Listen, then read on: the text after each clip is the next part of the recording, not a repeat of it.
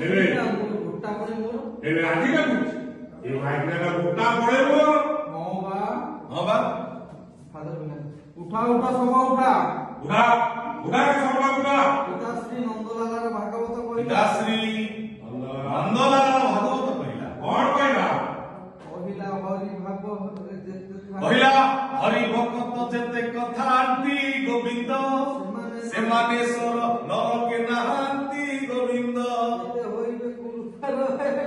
ଯେତେ ହୋଇବେ କୃପା ରହେ ଗୋବିନ୍ଦ ସେ ନଥିବ ବେଦର ବିଚାର ଗୋବିନ୍ଦ ଗୋବିନ୍ଦ ଗୋବିନ୍ଦ ଗୋବିନ୍ଦ ଗୋବିନ୍ଦ ବଧୁ ଗଡୁଛି ମକରନ୍ଦ ଗୋବିନ୍ଦ ଗଲା ଗଲା ପକେଇଲା କାନରେ ବୁଲିଲା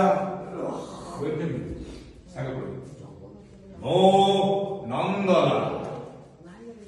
ତୁଣ୍ଡରେ ହରି ହରି ବେକରେ ତୁଳସୀ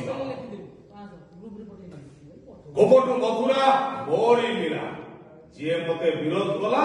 ହରି ଦେବୀ ତାର ଠିଆ କଲା ତେଣେ ନାକେ ଥେଇ ତେରେ କେଟେ ଥେଇ ବୋलो ତାକୁ କିଏ କହିଲା ମଝିରେ ବୋलो